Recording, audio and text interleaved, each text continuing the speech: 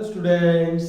हमने अपने पिछले टॉपिक में किया हुआ था हेलोएरिन्स की जो प्रिपरेशंस है वो कैसे है, कैसे होती है, हेलोएरिन्स को हम कैसे प्रिपेयर करते हैं। और एराइल हैलाइड भी मैंने आपको बताया था। हेलोएरिन्स और एराइल हैलाइड एक ही चीज है, जैसे फ्लोरोबेंजीन हो गई, ब्रोमोबेंजीन हो गई। तो पिछले टॉपिक को आप रिवाइव कर सकते हैं, वहां पे हमने मेथड्स ऑफ प्रिपरेशंस ऑफ हेलोएरिन्स किया हुआ था। आज हम करेंगे इसकी फिजिकल प्रॉपर्टीज और केमिकल प्रॉपर्टीज के बारे में पढ़ेंगे। मेनली जो इंपॉर्टेंट चीज है वो है केमिकल प्रॉपर्टीज ऑफ हेलोएरिन्स। ओके, तो आज हम इसकी कुछ एक देखो फिजिकल प्रॉपर्टीज करेंगे। फिजिकल प्रॉपर्टीज उतनी ज्यादा इंपॉर्टेंट नहीं है। Physical properties of हेलोएरिन्स, physical properties of हेलोएरिन्स। अब देखो जो हेलोएरिन्स है हमारे पास, ये सारे की सारी नॉन पोलर नेचर में होगी, ऑयली टाइप में होगी। ओके, और हेलोएरिन्स में यदि हम इसका बॉइलिंग पॉइंट की बात करें, बॉइलिंग पॉइंट की बात करें इसकी, तो बॉइलिंग पॉइंट मैंने आपको बताया हुआ था। देखो जैसे साइज है, size is directly proportional to किसके होता है, magnitude of van der Waals forces, magnitude of van der Waals forces, magnitude of van der Waals forces और is directly proportional to किसके होता है, देखो बॉइलिंग पॉइंट। मतलब यदि साइज बड़ा होगा, magnitude of van der Waals forces भी ज्यादा होगी और बॉइलिंग पॉइंट भी क्या होगा, ज्यादा होगा। फॉर एग्जांपल यदि हम इसको लेते हैं, देखो ये ले लिया हमने, क्लोरोबेंजीन ले लिया।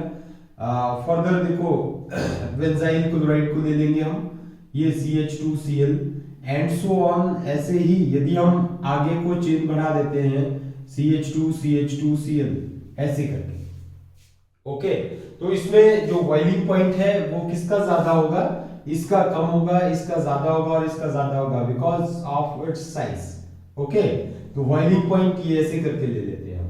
आपने इतना याद रखना है कि साइज जो होगा वो डायरेक्टली प्रोपोर्शनल होगा किसके, magnitude of van der Waals forces. और फिर magnitude van der Waals forces की मैग्नीट्यूड ज्यादा है तो उसको बॉन्ड को या मॉलिक्यूल्स को ब्रेक करने के लिए जो एनर्जी लगेगी वो भी क्या लगेगी, ज्यादा लगेगी। तो करके बॉइलिंग पॉइंट क्या होता है, इसका ज्यादा होता है। ये तो था फर्स्ट पॉइंट। सेकंड पॉइंट की बात करें, देखो इनकी सॉल्युबिलिटी की बात करें, सॉल्युबिलिटी की बात करते हैं इसकी। तो सॉल्युबिलिटी इनमें मैं ऐसे ही बता देता हूं कि जो एराइल हैलाइड है, हेलोएरिन्स है, वो नॉन पोलर नेचर की है और ये वाटर्स में बिल्कुल ही थोड़ी थोड़ी कभी मिक्सअप हो जाएगी। इमिसिबल ही है वैसे तो, वाटर में इनसॉल्युबल है ये सारी की सारी, बट कभी कभी क्या करेगी, देखो थोड़ी सी मिसिबल हो जाती है, मतलब थोड़ी थोड़ी डिसॉल्व करने लगेगी। बट इनकी सॉल्युबिलिटी जो होगी, ओनली ये जो क्लोरोबेंजीन होगी या ब्रोमोबेंजीन होगी, यही थोड़ी थोड़ी सी सॉल्युबल होगी वाटर में। बाकी सारी की सारी क्या है, इनसॉल्युबल नेचर में होती है, क्योंकि ये नॉन पोलर नेचर की है, वाटर क्या है, पोलर नेचर का है, तो करके इसमें सॉल्युबल नहीं होगी। और इनकी सॉल्युबिलिटी जो होगी वो क्या करती है, देखो हाँ, ये सॉल्युबल जो होती है वो किस में होती है, they are soluble in ether, benzene और CCl4। ठीक है, ये मतलब जो ऑर्गेनिक सॉल्वेंट जितने भी हैं उनमें ये सॉल्युबल होगी, क्योंकि जो ऑर्गेनिक सॉल्वेंट होते हैं वो क्या होते हैं, नॉन पोलर नेचर के होते हैं। तो ये भी नॉन पोलर नेचर की होती है, इसमें जाके ये सॉल्युबल कर जाती है। ओके, तो ये क्या थी हमारे पास, देखो ये इसकी फिजिकल प्रॉपर्टीज थी।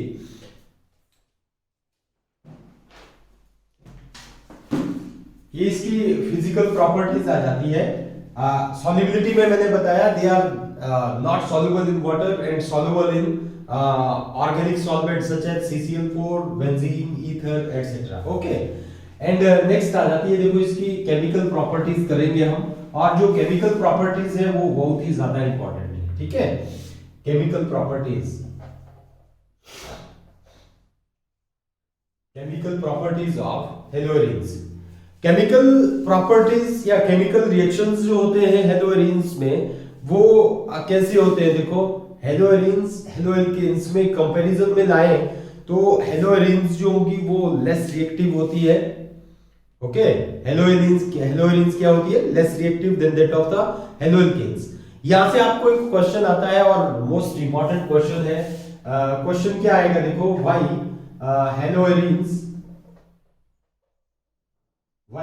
हेलोएरिन्स are less reactive, why haloarenes are less reactive than haloalkanes.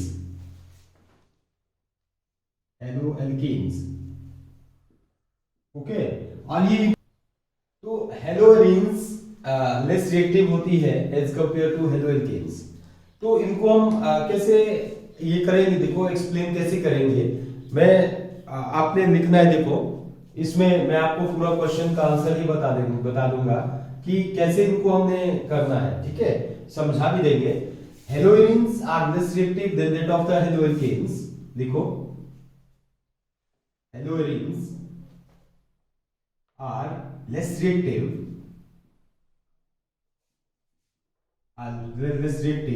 Then haloalkanes. Alkanes. This can be explained.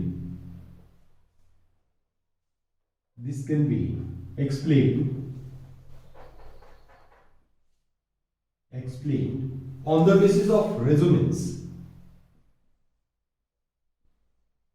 On the basis of resonance.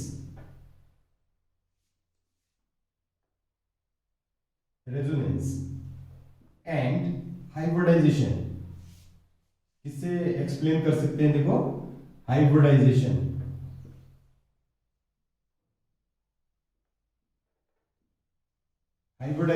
और पोलर नेचर जो है उसके बेस पे भी हम इसको एक्सप्लेन कर सकते हैं, on the basis of hybridization, ठीक है। तो आगे लिखना आपने, देखो on the basis of resonance,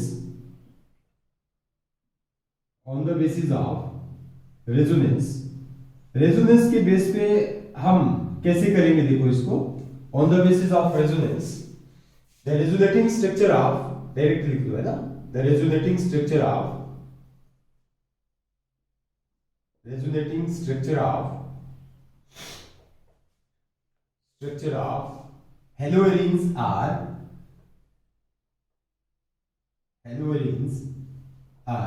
हेलोएरिन्स की जो रेजोनेटिंग स्ट्रक्चर है वो कैसी होगी, देखो हेलोएरिन्स आर। अब यहां पे मैंने ये क्लोरोबेंजीन ले ली, ओके। अब आपको ये रेजोनेटिंग स्ट्रक्चर जो ये बनानी आनी चाहिए, ये ऐसे करके देखो, दिस इज द क्लोरोबेंजीन। अब होता क्या है, देखो इसकी रेजोनेटिंग स्ट्रक्चर बनाने के लिए ये लॉन्ग पेयर है, ये यहां पे आके किस में कन्वर्ट हो जाएगा, बॉन्ड पेयर में, और ये जो बॉन्ड पेयर है ये इसी पोजीशन में आके लॉन्ग पेयर में कन्वर्ट हो जाएगा। दोबारा से सुनना है, देखो ये इंपॉर्टेंट चीज है। यहां से लॉन्ग पेयर, ये लॉन्ग पेयर या ये लॉन्ग पेयर, कोई भी लॉन्ग पेयर, देखो इनमें से एक लॉन्ग पेयर जो है यहां पे आके किस में कन्वर्ट हो जाएगा, बॉन्ड पेयर में कन्वर्ट हो गया, और ये जो बॉन्ड पेयर है ये यहां पे आके किस में कन्वर्ट हो जाएगा, लॉन्ग पेयर में कन्वर्ट हो जाएगा। तो जो अगली रेजोनेटिंग स्ट्रक्चर होगी हमारे पास, यहाँ पे क्या आ जाता है, देखो ये डबल बॉन्ड आ जाएगा, और एज इट इज ही यहाँ पे Cl है, Cl पे क्या चार्ज आ जाएगा, पॉजिटिव। जब भी एरो, आपने ये ध्यान रखना है, देखो एरो ऐसे करके जाएगा, यहाँ पे नेगेटिव चार्ज और यहाँ पे क्या आ जाता है हमारे पास, पॉजिटिव चार्ज। तो ये पॉजिटिव चार्ज आया, यहाँ पे जाके पॉजिटिव आ गया। ये देखो ये जो बॉन्ड पेयर है ये यहाँ पे आके लॉन्ग पेयर में कन्वर्ट हो जाएगा, यहाँ पे नेगेटिव चार्ज आ जाएगा, ओके। यहाँ पे इलेक्ट्रॉन डेंसिटी ज्यादा हो जाएगी, एंड सो ऑन, ये ऐसे करके, ठीक है। अगली जो रेजोनेटिंग स्ट्रक्चर होगी, देखो ये लॉन्ग पेयर यहाँ पे आके साथ लगते बॉन्ड में, ये डबल बॉन्ड में, बॉन्ड पेयर में कन्वर्ट हो जाएगा, और ये जो बॉन्ड पेयर है ये किस में कन्वर्ट हो जाएगा, लॉन्ग पेयर में कन्वर्ट हो जाएगा, ओके। तो अगली जो रेजोनेटिंग स्ट्रक्चर होगी हमारे पास वो ऐसे करके होगी, दिस, ये Cl आ गया, ये एज इट इज ही रहेगा, ठीक है। यहाँ पे क्या आ जाएगा, डबल बॉन्ड, और यहाँ पे लॉन्ग पेयर आ जाएगा with negative charge, and so on, ऐसे करके। अगली रेजोनेटिंग स्ट्रक्चर, ये लॉन्ग पेयर यहाँ से यहाँ को आ जाएगा, ये बॉन्ड पेयर यहाँ से यहाँ को लॉन्ग पेयर में कन्वर्ट हो जाएगा। तो नेक्स्ट जो रेजोनेटिंग स्ट्रक्चर होगी वो हमारे पास ऐसे करके आ जाएगी, ओके। ये Cl and so on, positive, आप भी बनाते रहिए साथ साथ में, ये नेगेटिव चार्ज और यहाँ पे डबल बॉन्ड और ये डबल बॉन्ड आ जाएगा। ठीक है, अब क्या होगा देखो, ये लॉन पेयर जो है ये यहाँ पे आके बॉन्ड पेयर में कन्वर्ट हो जाएगा, ये बॉन्ड पेयर यहाँ पे जाके लॉन पेयर में कन्वर्ट हो जाएगा। तो देखो नेगेटिव चार्ज कहां पे जाएगा, फर्दर ये सिंगल बॉन्ड में आ जाएगा, डबल बॉन्ड यहाँ पे आया, ये और ये बॉन्ड ये एज इट इज ही रहेंगे, Cl ये यहाँ पे लॉन पेयर आ गया। अब यहाँ पे नेगेटिव चार्ज आना चाहिए था, ठीक है, नेगेटिव चार्ज आना चाहिए था, बट नेगेटिव ऑलरेडी पॉजिटिव है, तो नेगेटिव पॉजिटिव क्या हो गया, न्यूट्रल हो गया। तो ये ऐसे करके these are the resonating structure. ये देखो, ये 1, ये 2, ये 3 और ये क्या आ जाएगी हमारे पास 4 और ये 5 रेजोनेटिंग स्ट्रक्चर होगी हेलोइरिन्स की। अब आपने देखो on the basis of resonance हम इसके रिएक्टिव नेचर को बता रहे हैं।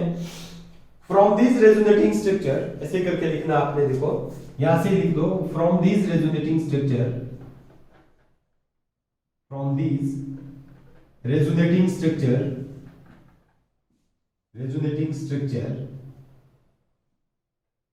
we conclude that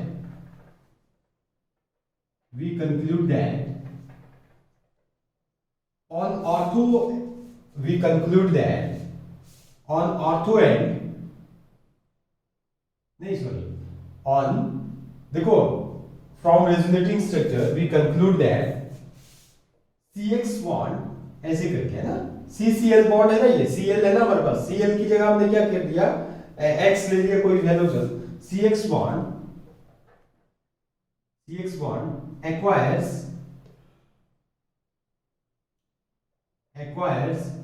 double bond, partial double bond character,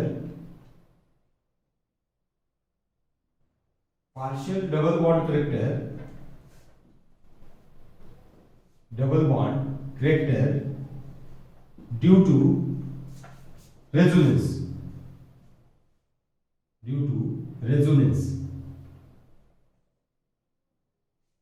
So to break this bond, large amount of energy is needed. So to break this bond,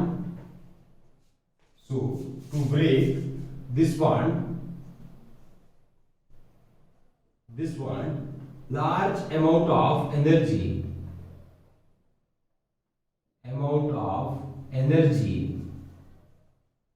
is needed.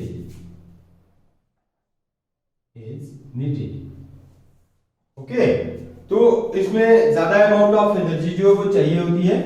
कहां पे double bond, देखो ये CX bond है हमारे पास, CCl bond, इस bond को break करने के लिए जो एनर्जी चाहिए होती है वो क्या होती है, ज्यादा चाहिए होती है। तो करके ये क्या होगा देखो, हेंस यहां पे व्हाइल करना है, देखो है ना, while no such type of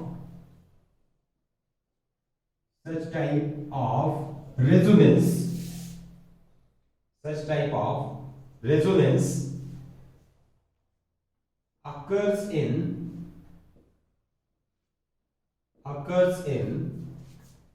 alkyl halide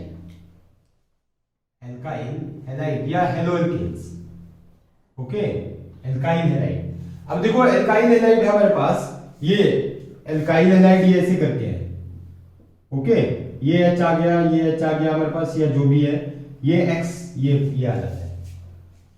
अब ये बॉन्ड जो है हमारे पास CX बॉन्ड, यहां पे कोई भी रेजोनेंस नहीं आएगी, इसमें कोई भी रेजोनेंस नहीं आएगी, और यहाँ पे डबल बॉन्ड कैरेक्टर कुछ भी नहीं आएगा, ड्यू टू रेजोनेंस ही नहीं होगी इसमें। ठीक है, हम सोचेंगे कि ये बॉन्ड टूट के यहाँ पे आ जाएगा, तो वैसा नहीं होगा, इस टाइप की रेजोनेंस नहीं आएगी। तो इसमें क्या आ रहा है देखो, ये हेलोएरिन्स जो है इसमें ये जो CX बॉन्ड है यही पोलर बॉन्ड है हमारे पास, यही ब्रेक हो सकता है। यहाँ पे तो डबल बॉन्ड कैरेक्टर ऑलरेडी है बेंजीन में, रिंग में, तो यहाँ पे क्या आ जाता है देखो, ये CX बॉन्ड है, इसमें क्या आ रहा है, ये डबल बॉन्ड कैरेक्टर आ रहा है। देखो ये तीन रेजोनेटिंग स्ट्रक्चर नंबर 2, 3, 4 में यहाँ पे ये पार्शियल डबल बॉन्ड कैरेक्टर आ रहा है। तो इस बॉन्ड को ब्रेक करने में एनर्जी क्या लगेगी, ज्यादा लगेगी as compare to alkyl halide. Alkyl halide पे सिंगल बॉन्ड होगा, सिंगल बॉन्ड इजीली ब्रेक हो जाएगा, और जो डबल बॉन्ड है उसको ब्रेक करने में एनर्जी क्या लगेगी, ज्यादा लगेगी।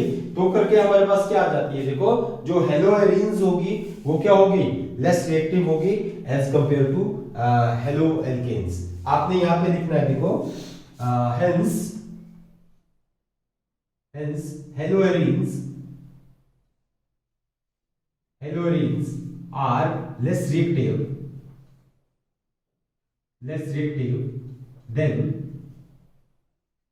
than haloalkanes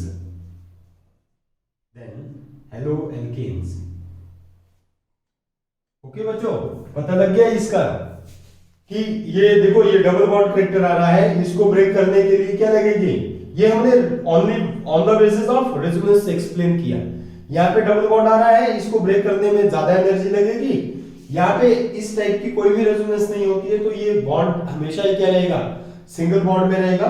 तो ये जो है ये इजीली ब्रेक हो जाएगा as compare to this double bond. Okay, तो ये क्या आ जाता है हमारे पास, देखो दीज आर द, ये इसका आंसर है। आपने यदि स्पेशली पूछा हुआ है कि on the basis of hybridization explain करो, वो मैं आगे बताऊंगा। नहीं तो आपको सिंपल यदि ऐसे करके ये क्वेश्चन पूछा हुआ है तो आप इजीली रेजोनेंस से कर सकते हैं, क्योंकि रेजोनेंस वाला ये पार्ट से आंसर जो है ये बड़ा इजी है। ओके, तो नेक्स्ट आ जाता है हमारे पास, नेक्स्ट है ऑन द बेसिस ऑफ, देखो हाइब्रिडाइजेशन कैसे करेंगे।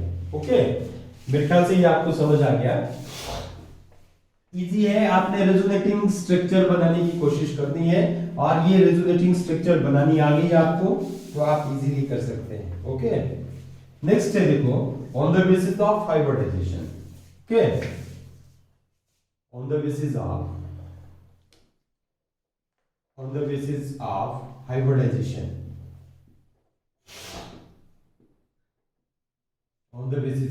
हाइब्रिडाइजेशन, ओके, अब देखो हाइब्रिडाइजेशन की बात करेंगे तो ये ऐसे करके है, ऐसे, ठीक है, ये डबल बॉन्ड, ये डबल बॉन्ड, ये डबल बॉन्ड, और यहाँ पे एक्स आ गया, या जो भी है हेलोएल्केन्स, Cl भी ले सकते हैं आप।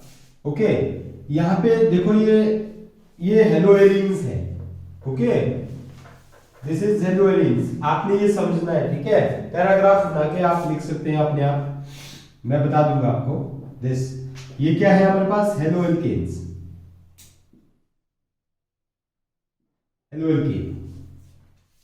ओके, अब देखो ये हेलोएरीन्स है, हेलोएरीन है, और ये क्या है, हेलोएल्केन है। यहां पे भी ये CX bond as it is, ये CX बॉन्ड यहां पे भी है, बट यहां पे जो ये CX बॉन्ड है ये एरोमेटिक रिंग के साथ जुड़ा हुआ है, ठीक है। यहां पे क्या है, सिंपल एल्काइल ग्रुप के साथ जुड़ा हुआ है।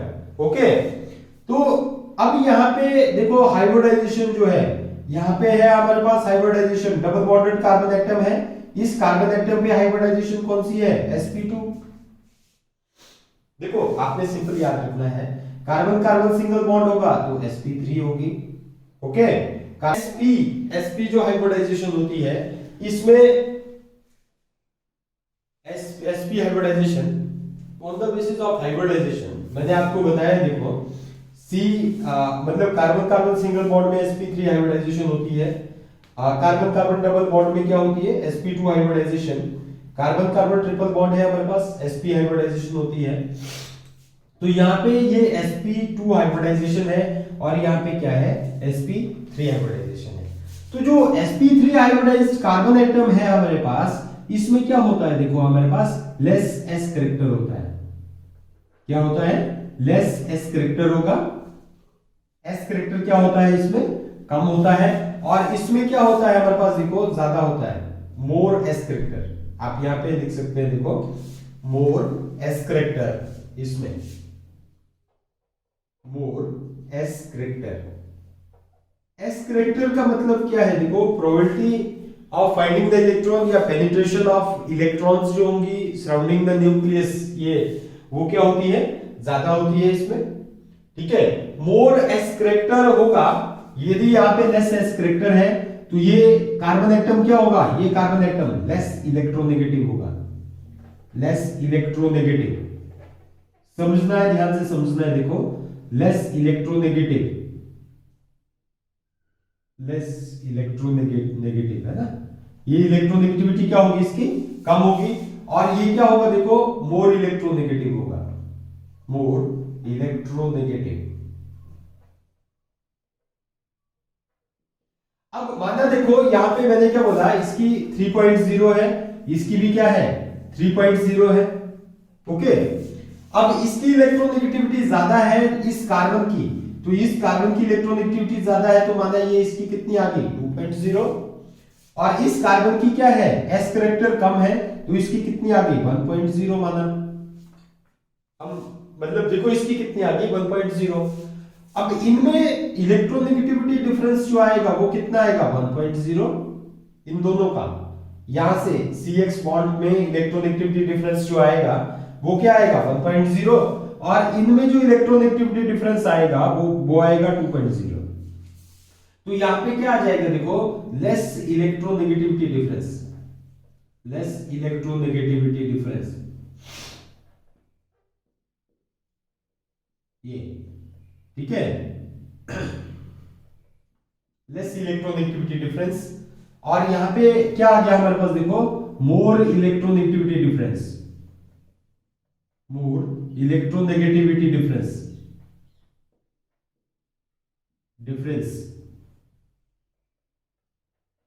ओके।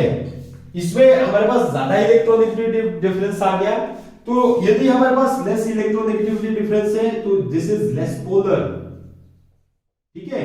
जो बॉन्ड की पोलैरिटी होती है वो किसके ऊपर डिपेंड करती है देखो, किसी बॉन्ड के पोलर इलेक्ट्रोनेगेटिविटी डिफरेंस, जितना ज्यादा इलेक्ट्रोनेगेटिविटी डिफरेंस होगा उतनी ही हमारे पास क्या आती है, पोलैरिटी जो है बॉन्ड की ज्यादा होती है। और ये क्या आ जाएगा हमारे पास देखो, ये मोर पोलर आ जाएगा, more polar as compare to देखो इस CX बॉन्ड के। ओके, तो मोर पोलर है तो ये क्या होगा देखो हमारे पास, ये पोलैरिटी इसकी ज्यादा है, तो पोलर नेचर ज्यादा है, तो ये बॉन्ड क्या होगा इजीली ब्रेक हो जाएगा, और ये क्या होगा मोर रिएक्टिव होगा। और यहाँ पे ये इजीली CX बॉन्ड देखो दिस इज नॉट ए, ये क्या जाता है लेस पोलर आएगा, लेस पोलर आएगा तो इसकी ब्रेकेज क्या होगी इजीली नहीं होगी, ये क्या होगा देखो फिर लेस रिएक्टिव डायरेक्ट कर्व, ठीक है, ये लेस रिएक्टिव होगा, और ये क्या होगा हमारे पास मोर रिएक्टिव। ओके, मैंने आपको ये इजीएस्ट वे में बता दिया। देखो यहाँ पे sp2 हाइब्रिडाइजेशन है, मोर s करेक्टर होगा, sp3 हाइब्रिडाइजेशन में लेस s करेक्टर होता है, जिसमें s करेक्टर ज्यादा होगा उसमें इलेक्ट्रोनेगेटिविटी ज्यादा होती है। यदि इलेक्ट्रोनेगेटिविटी ज्यादा आ जाएगी, देखो ये ऐसे करके ये ज्यादा इलेक्ट्रोनेगेटिविटी, तो इलेक्ट्रोनेगेटिविटी डिफरेंस क्या आ गया इसका कम आ गया, यहाँ पे इलेक्ट्रोनेगेटिविटी डिफरेंस क्या आया ज्यादा आया। तो जितना ज्यादा इलेक्ट्रोनेगेटिविटी डिफरेंस हुआ उतना ही हमारे पास क्या होगा पोलर नेचर ज्यादा होगा, मोर पोलैरिटी होगी। पोलर नेचर ज्यादा है तो मोर रिएक्टिव होगा, मतलब पोलर बॉन्ड यदि जितना ज्यादा पोलर है इसकी ब्रेकेज क्या होगी इजीली हो जाएगी, इजीली ब्रेकेज होगी तो ये ज्यादा रिएक्टिव होगा, इजीली रिएक्ट कर जाएगा। ओके, तो ये क्या होगा हमारे पास लेस रिएक्टिव होगा। तो this is on the basis of hybridization. I hope आप समझ गए होंगे इसको कैसे करना है, ठीक है। आपको जो भी वे इजी लगे आप on the basis of resonance पे ही इस क्वेश्चंस को जो है एक्सप्लेन कर सकते हैं। ओके, अब हम कुछ एक इसके रिएक्शंस करेंगे, थोड़े से रिएक्शंस करेंगे इस टॉपिक में। केमिकल प्रॉपर्टीज का अगला टॉपिक फिर से बनाएंगे हम। तो कुछ एक रिएक्शंस है, देखो मैं आपको रिएक्शंस बताता हूं। इसमें ही एक आ जाता है देखो हमारे पास डॉज प्रोसेस। ओके, क्या आ जाता है देखो डॉज प्रोसेस, इंपॉर्टेंट है और मोस्ट इंपॉर्टेंट है, ये भी आता ही आता है ये, ठीक है। इसमें हम क्या लेते हैं देखो क्लोरोबेंजीन को ले लेंगे, क्लोरोबेंजीन, इसको हम किसके साथ ट्रीट कर देते हैं देखो NaOH, ओके, और 623 केल्विन टेम्परेचर पे। तो यहां से होता क्या है देखो स्टार्टिंग में H और ये Cl ये निकल जाता है -HCl, और यहाँ पे ONA इसकी फॉर्मेशन हो जाती है। आप डायरेक्ट भी कर सकते हैं, ओके, ONA, और फर्दर डाइल्यूट HCl ले लेते हैं हम, तो NaCl निकल जाएगा -NaCl, ओके, ये H जो है वो यहाँ पे जाके लग जाता है, तो फिनोल की फॉर्मेशन हो जाती है। ये OH। Okay, this is phenol. आगे बढ़ेंगे इस प्रिपरेशंस को भी। आपको यहां से कन्वर्जन भी आ जाती है। देखो कन्वर्ट कैसे आ जाता है, देखो question, convert chlorobenzene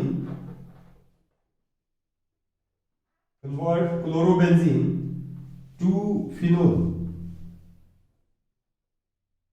okay, chlorobenzene को फिनोल में कन्वर्ट करना है तो आप ऐसे डॉस प्रोसेस से कर सकते हैं। ओके, तो ये आ जाता है हमारे पास डॉस प्रोसेस। और इंपॉर्टेंट है, क्लोरोबेंजीन को किसके साथ, NaOH के साथ ट्रीट किया हमने 623 केल्विन टेम्परेचर पे, और यहाँ पे क्या बन जाएगा, H और ये Cl निकल जाता है, HCl। आप इस स्टेप को, ये नहीं लिखना है तो आप इसको नहीं लिखेंगे, ठीक है, आप डायरेक्ट भी बना सकते हैं, फिर चल पड़ेगा, ठीक है। ये डाइल्यूट HCl और माइनस NaCl निकल जाएगा, H जो वो यहाँ पे जाके लग के फिनोल की फॉर्मेशन हो जाती है। ओके, अब देखो क्लोरोबेंजीन के कुछ एक रिएक्शंस है, वो मैं फ्लो चार्ट से आपको बता दूं जो आपने याद करने हैं, ठीक है। अब देखो एल्कोहलिक NH3, इसके साथ यदि हम ट्रीट कर देते हैं Cu2O ऑक्सीजन, ये मतलब ये हमारे पास Cu2O कॉपर का ऑक्साइड है, ठीक है, इसके साथ, और इसको हीट कर दिया तो यहां से क्या होता है, NH3 है ना हमारे पास, देखो ये कैसे होगा, NH2 ऐसे करके, ये H और ये Cl ये निकल जाएगा, NH2 यहाँ पे जाके लग जाता है, तो ये क्या बन जाती है हमारे पास, दिस, ये NH2 एनिलीन, क्या बन जाती है, एनिलीन। ओके, क्या बन जाएगा, एनिलीन। और यदि हम देखो KNH2 इसके साथ ट्रीट कर देते हैं और हीट कर दिया इसको भी, KNH2, KCl निकल जाएगा, ओके, K और Cl, KCl निकल जाएगा, NH2 फर्दर लग जाएगा, और यहाँ पे फर्दर किसकी फॉर्मेशन हो जाती है, ये NH2 एनिलीन, एनिलीन जो है ये बन जाती है, और प्लस KCl जो है निकल जाता है। ये छोटे छोटे से रिएक्शन है जो आपने याद करने होते हैं, ठीक है। यदि हम CuCl और KCl के साथ यदि हम ट्रीट कर देते हैं तो यहाँ पे देखो CuCl को लेते हैं, यदि हम CuCl निकल जाएगा, यदि हम KCl को लेते हैं तो KCl निकल जाएगा, और Cn जो वो यहाँ पे जाके लग जाता है, ये क्या बन जाएगा हमारे पास, देखो दिस Cn, साइनोबेंजीन या फिनाइल साइनाइड भी बोल देते हैं, लिख लेना है यहाँ पे, ये यहाँ पे जगह दी गई, फिनाइल साइनाइड या साइनोबेंजीन। ओके, क्या जाती है ये, साइनोबेंजीन। हाँ, इसमें साइनोबेंजीन से ही रिलेटेड आगे मेंडियस रिएक्शन आता है, उसको मैं यहाँ पे ही बता रहा हूं। देखो जो मेंडियस रिएक्शन जो होता है, मेंडियस रिएक्शन ये कैसे होता है, ठीक है, मेंडियस रिएक्शन देखो साइनोबेंजीन से ही करते हैं हम इसको, मैं यहां पे बता रहा हूं इसको, आपने ये याद रखना है, Cn है ना। इसमें हम क्या लेते हैं, देखो सोडियम को, ये C2H5OH, ये रिएजेंट लेते हैं हम, रिडक्शन कर देंगे इसकी, Na और C2H5OH, Na जो सोडियम है, जब हम इसको इथाइल एल्कोहल में डाल देंगे, यहां से किसकी फॉर्मेशन होती है, नेसेंट हाइड्रोजन बनता है, क्या बनता है, नेसेंट हाइड्रोजन। अब ये नेसेंट हाइड्रोजन जो होती है, ये कहां पे, देखो दो हाइड्रोजन यहां पे जाके लग जाएंगे, दो हाइड्रोजन नाइट्रोजन पे जाके लग जाएंगे, कैसे, देखो ये C ट्रिपल बॉन्ड N में होता है, ये ऐसे करके, ओके, ये जो होता है ना, ये साइनोबेंजीन जो है हमारे पास, ये इस टाइप में होती है, ये ट्रिपल बॉन्ड है ना हमारे पास, देखो N। अब क्या होगा, देखो एक हाइड्रोजन यहां पे लगेगा, एक हाइड्रोजन लगा, ट्रिपल बॉन्ड किस में कन्वर्ट हो गया, डबल में, ओके। एक और हाइड्रोजन यहां पे लग गया कार्बन पे, एक और हाइड्रोजन यहां पे जाके लग गया, तो ये क्या हो गया, सिंगल में आ गया, ठीक है। तो यहां पे क्या बन गया हमारे पास, CH2, तो आप ऐसे करके लिख सकते हैं, देखो ये CH, ये बन जाएगा हमारे पास CH2NH2 बेंजाइल एमाइन, क्या बन जाएगा, ये बेंजाइल ग्रुप है ना हमारे पास, देखो तो इसको क्या बोलते हैं हम, देखो benzyl amine. This is the Mendius reaction, okay, ये साइनोबेंजीन आ जाती है, साइनोबेंजीन, ठीक है, ये साइनोबेंजीन आ जाएगी और ये क्या आ जाता है हमारे पास, बेंजाइल एमाइन आ जाता है। ओके, तो ये कुछ एक रिएक्शंस है। नेक्स्ट टॉपिक में हम करेंगे इलेक्ट्रोफिलिक सब्स्टिट्यूशन रिएक्शन, ठीक है, कुछ एक इलेक्ट्रोफिलिक सब्स्टिट्यूशन रिएक्शन है क्लोरोबेंजीन्स के, उनको करेंगे और कोशिश करेंगे अगले लेक्चर में इसको हेलोएरिन्स को ही खत्म कर देंगे। Okay, thank you.